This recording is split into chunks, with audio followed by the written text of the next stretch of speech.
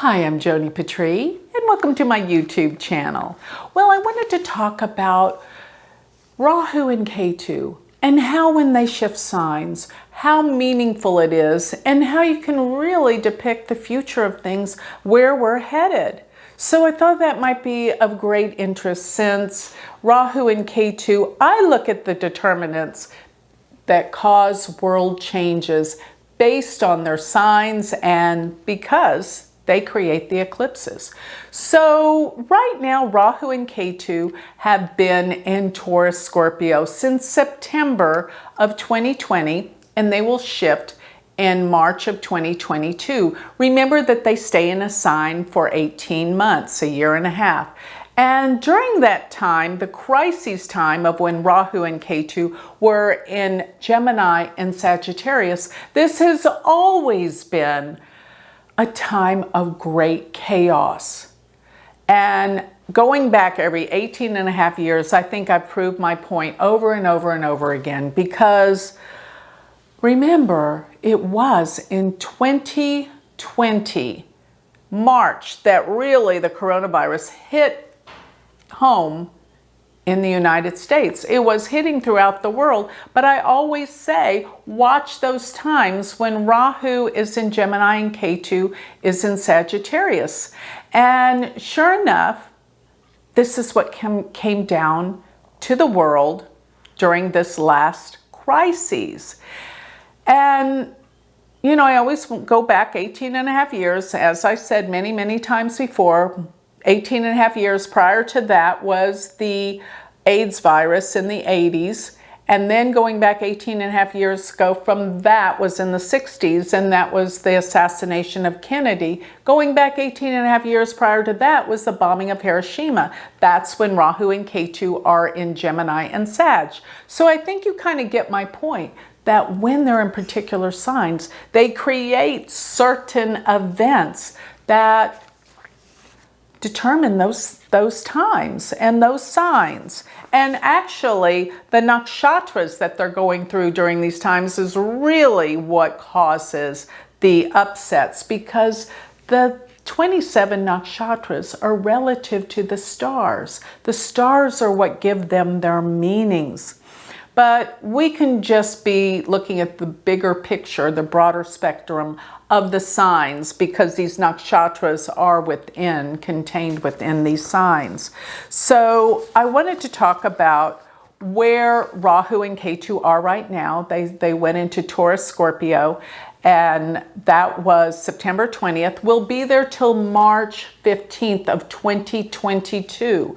And during this time, I always saw a healing relative to the events that the Rahu and Ketu in Gemini and Sag had created. So we're in this process right now of the healing of the coronavirus. And that's why I know by next March of 2022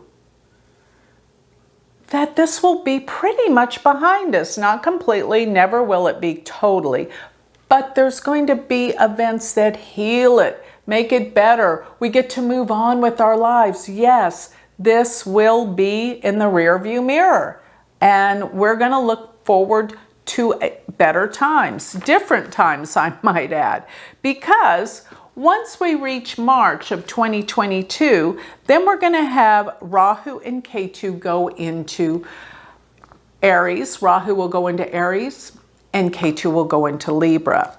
And this has always been a pretty intense time when Rahu was in Aries and Ketu in Libra. And another thing that's going to be happening, this will be actually from March of 2022, and they will stay there till December 1st of 2023.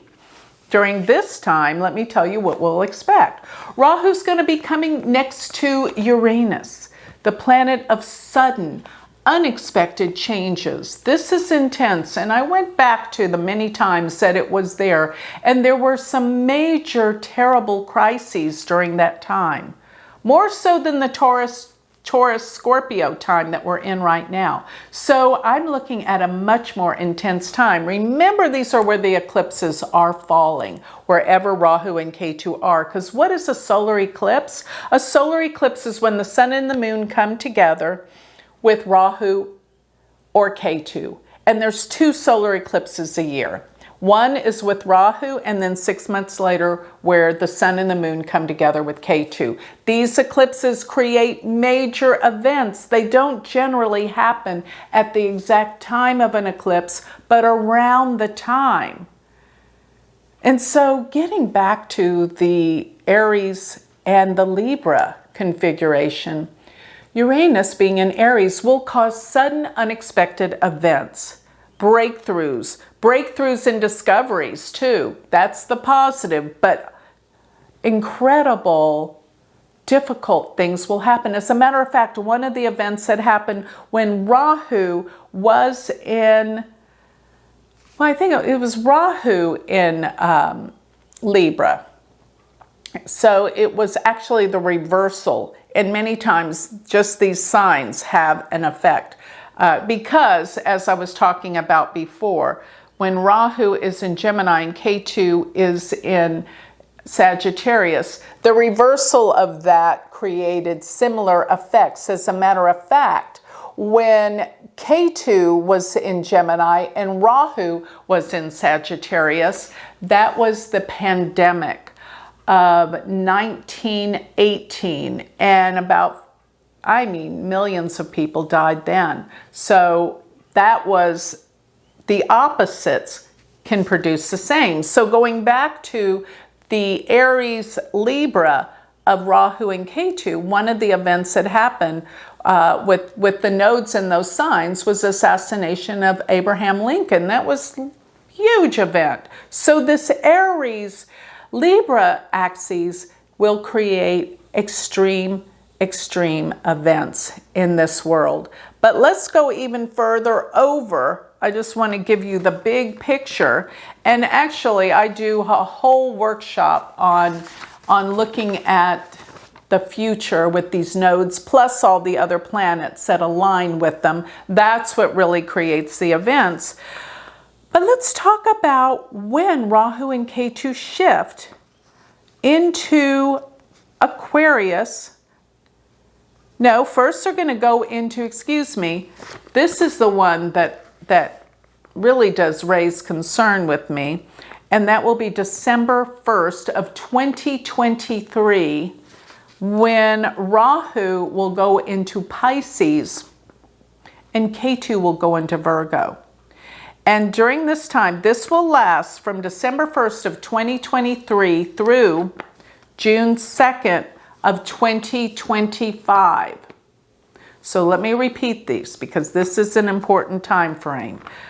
And I will go over this many more times, but I wanted to introduce this to you for long-term information. So December 1st of 2023 through June 2nd of 2025, Rahu will be in Pisces and Ketu will be in Virgo. And going back historically, some of the worst events happened because there's some fixed stars in Pisces that are really, really difficult. And one being the star Sheet. Sheet is the fixed star. I think that is one of the most malefic. It deals with catastrophic events. To give you an idea, the last time, well, not the last time, many of the times, but 2 occurrences, or 3, I might say, when Rahu was in Pisces and Ketu in Virgo, was the assassination of Martin Luther King, and then 4 months later, Robert Kennedy. And another event when Rahu was in Pisces was the sinking of the Titanic. These are all catastrophic events, and this is what we're headed towards. But with Ketu being in Virgo, Virgo deals with health, healing, and disease. And I'm very concerned about the fact that some of these people that probably want to create bad things in the world might say, hey, this coronavirus, that was pretty darn successful. Let's see what else we can do. So we have got to raise our vibration, our consciousness, because we can make a difference. Let's say that the world has evolved by that time to a much higher consciousness. Probably not, but we can still hope and put that energy there for it to come forth, because this is important. Where I see the world going with the nodes and the lineup of planets that happen in the year of 2025 in Pisces is extremely concerning. So there's always many changes and things that highs and lows in the world, cyclic changes, but it's very interesting to see where the world is and how it's all changing and what it's all about. But I'm going to be doing much, much more research, and most of all, coming up with a lot of spiritual guidance, tools for guidance and direction, so that we can, as a spiritual group, help the world. So with that, I'd like to close. If you would like more information on me, or you would like to sign up for my free newsletter, go to my website, which is galacticcenter.org. And always remember, if you're wanting to learn Vedic astrology with me, take this to another level. Go to my university website, which is University of Vedic Astrology.com. Thank you.